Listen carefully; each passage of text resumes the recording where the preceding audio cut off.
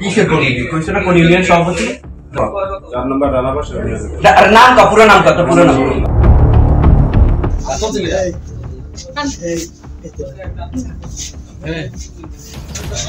বিভিন্ন অনৈতিক কর্মকাণ্ড, নারী হয়রানি, ভুয়া পরিচয় ব্যবহার ও দলীয় শৃঙ্খলা ভঙ্গের অভিযোগ প্রমাণিত হওয়ায় ঝালকাঠির নলছিটি উপজেলার রানাপাশা ইউনিয়ন জামায়াতে ইসলামীর সভাপতি হাফেজ মোহাম্মদ নুরুল্লাহকে পদ থেকে স্থগিত করার পর শেষ পর্যন্ত দল থেকে বহিষ্কার করেছে জামায়াত।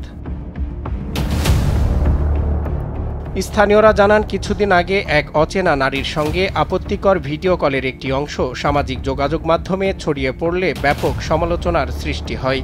এছাড়াও মাদ্রাসার ছাত্রীর মাকে মোবাইলে নিয়মিত কুপ্রস্তাব পাঠানোর অভিযোগ ওঠে তার বিরুদ্ধে। ঘটনাটি জানাজানি হলে ওই ছাত্রের স্বজনরা তাকে আটকে মারধর করে। নাম কা পুরো নাম কত পুরো নাম ওরম না তোর পুরো নাম একদম টাইটেল সব পুরো নাম ওরম করতে হবে না। হাফেজ মাওলানা কি বলে নুরুল্লাহ। কোথায় বাসা কোথায়? রানাপাশা। এখানে কি এনে মনিকার কি করো এই জায়গায় আইছো? এই কৃষ্ণকালী কি করো? কোন মাদ্রাসা? বিষয়টি স্থানীয়ভাবে ধামাচাপা দেওয়ার চেষ্টা করা হলেও ঘটনার ভিডিও ও জবানবন্দির কিছু অংশ সামাজিক যোগাযোগ মাধ্যমে ভাইরাল হয়ে যায়। নুরুল্লাহ নিজেকে কখনো ইসলামিক বক্তা, কখনো সাংবাদিক, এমনকি বিভিন্ন অনলাইন নিউজ পোর্টালের প্রতিনিধি হিসেবেও পরিচয় দিতেন। একের পর এক অভিযোগের প্রেক্ষিতে জেলা ও উপজেলা জামায়াত যৌথভাবে তদন্ত কমিটি গঠন করে। এতে প্রমাণিত হলে তাকে ইউনিয়ন জামায়াত সভাপতির পদ থেকে স্থগিত করা হয়।